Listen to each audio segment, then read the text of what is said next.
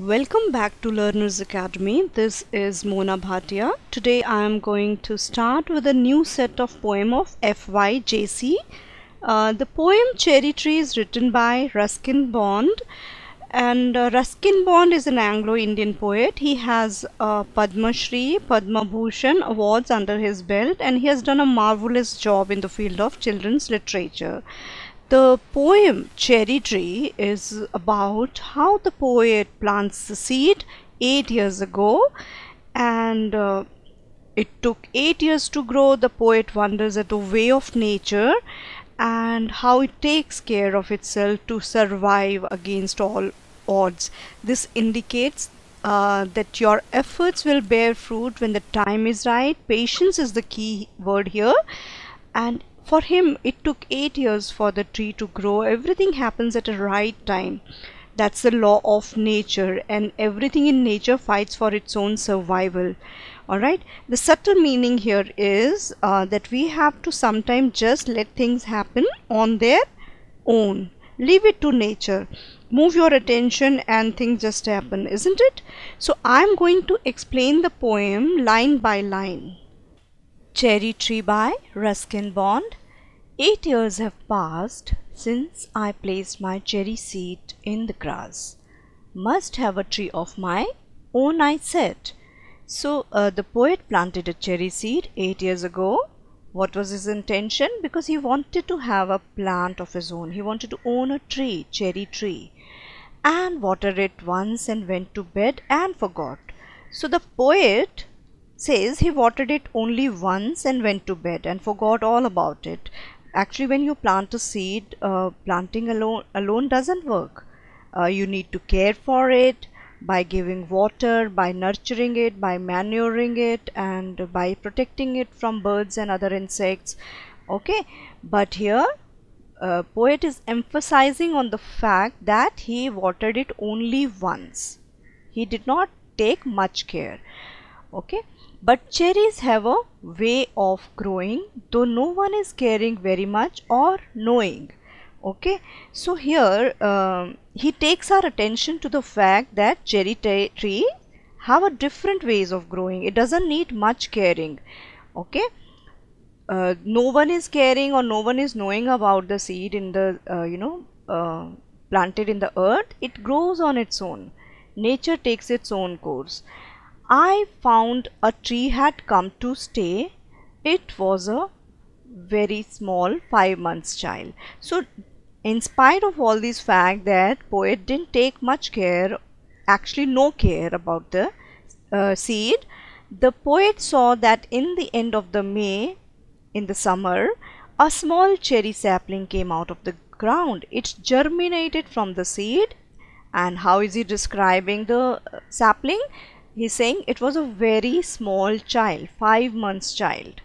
Alright, so that means it was vulnerable to all the external dangers. So next line he's telling us, it was lost in the grass running wild. Goats ate the leaves, the grass cutter scythe split it apart, and a monsoon blight shriveled the slender stem. So tall wild grass grew all around it. It was covered by, it was not to be seen. It just got lost in between those tall grass. Alright, and the goats, they came and they ate the leaves, and then one day grass cutter's blade mercilessly split it apart. Alright, now its tender slender stem bravely overcame all the difficulties, and it even fought bravely the heavy monsoon blight. Okay, now the main word is even so. That means despite all these odds, despite all the external danger. Okay, the poet saw, next spring I watched 3 new shoots grow. After this, the poet saw new shoots growing out of it as the young tree survived the battle and fiercely made an upward thrust. Its arm in a fresh fierce lust means its arms were growing aggressively and had a strong desire to show its face to the world.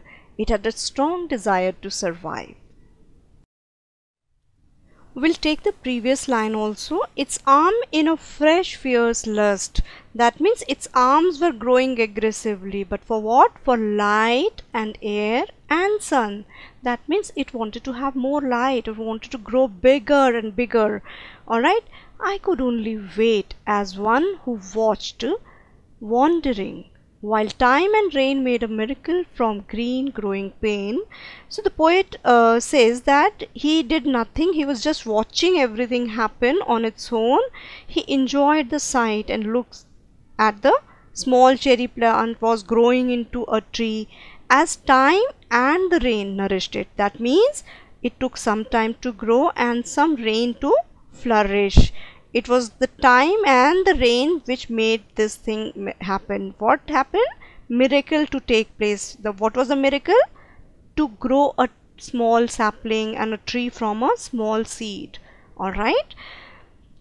I went away next year, spent a season in Kashmir, came back thinner, rather poor, but richer by a cherry tree at my door. Then it was time for the poet to leave that place for some time.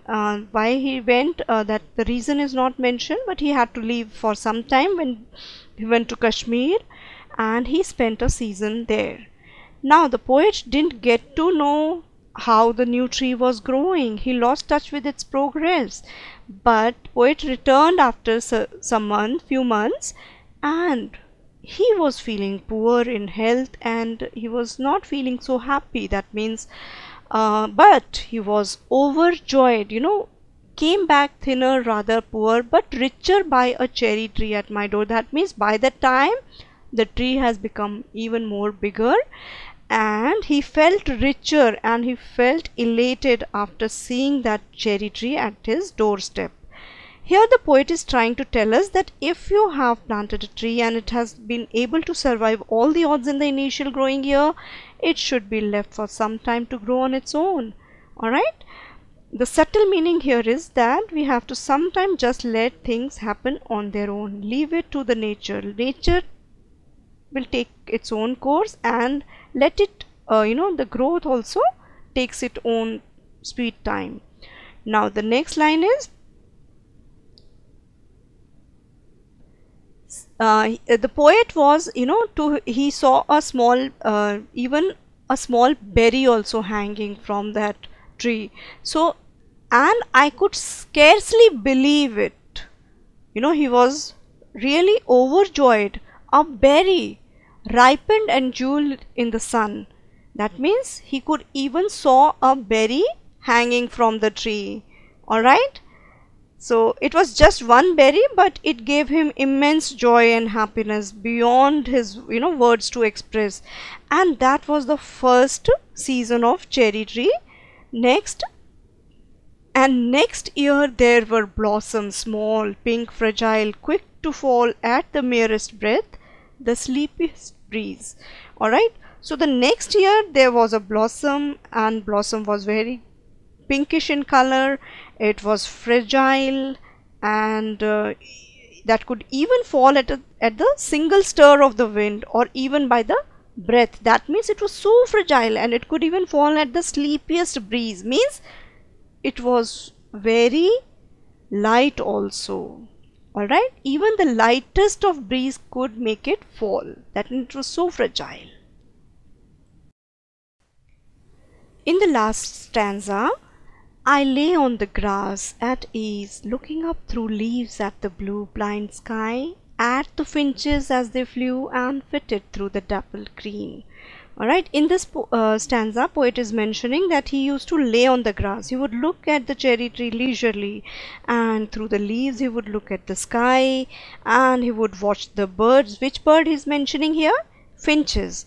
Alright, finches would flew past and the birds flocked in and out of the tree. The next line, while bees in an ecstasy drank of the nectar from each bloom and the sun sank. Alright, now swiftly and the star turned into sky, and moon moths and singing cricket and I, yes I.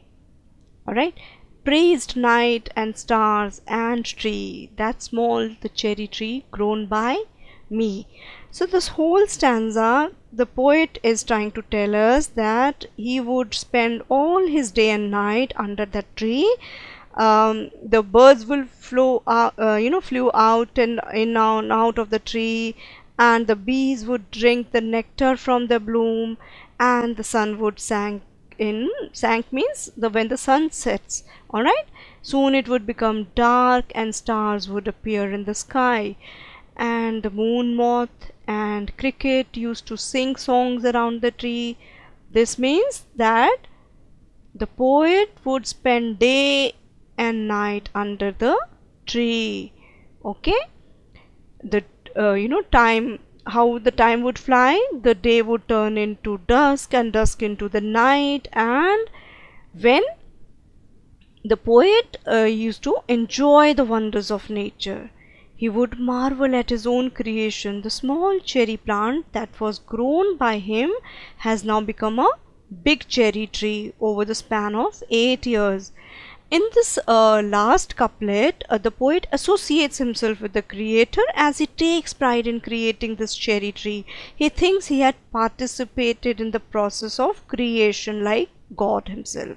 This poem has also one more underlying message about the importance of nature, the birds getting shelter, the bees taking nectar from the blooms and contributing in the nature. Alright. Figures of speech is an expression that uses words to mean something different from their ordinary meaning. Figure of speech are important part of poetry. They may also be used in prose also. They are used to bring images into your mind, to heighten the meaning and to make the line musical and to draw attention. In this poem also, Ruskin Bond had used many figures of speech, and which I have already highlighted in different colors. First we come to this line, but cherries have a way of growing, though no one is caring very much or knowing. Here the figure of speech is antithesis, because opposite idea of growing without caring is seen in this line. Now what is antithesis? When opposite ideas or words are used in the same sentences or line, that figure of speech is called antithesis. The next line is, a tree had come to stay. Now the figure of speech here is personification, because a tree has been attributed a human quality of coming and staying. What is personification? When an inanimate thing is compared to a person in respect of some quality, that figure of speech is personification. Now you see the next line, its arms in a fresh fierce lust. Here the letter F is repeated, so the figure of speech, what should it be? Alliteration. What is an alliteration? When sounds are repeated in a sentence for pleasing or musical effect, that figure of speech is alliteration. There is one more figure of speech here, personification. Its arm in a fresh fierce lust. That means a tree is described of having arms, and arms are moving, okay, in fierce lust. So that human attribute is given to that arms of the tree. Alright. Now the next line towards the right side, you see the third line, made a miracle from green growing pain. Here we have two alliteration, because the letter M is repeated and the letter G is repeated. Can you identify that? Yeah, M is repeated and letter G is repeated. So the figure of speech here is alliteration, because the sound of M and G is repeated here twice. The next line that I see is pink, fragile, quick to fall. So here we have a climax. What is a climax? When ideas or words are arranged in ascending order of importance, that figure of speech is called climax. Here the cherry blossom turns pink, then ripens, becomes fragile and is ready to fall and ready to be picked. So they are arranged in an ascending order of their growth. Alright, so that's all about the topic of figure of speech for this poem, The Cherry Tree. That's all about this poem. I hope you enjoyed listening to the explanation of the poem. To make sure you don't miss any of my future videos, subscribe to my channel and click the notification bell. Stay safe at home and have fun while learning. Signing off, Mona Bhatia.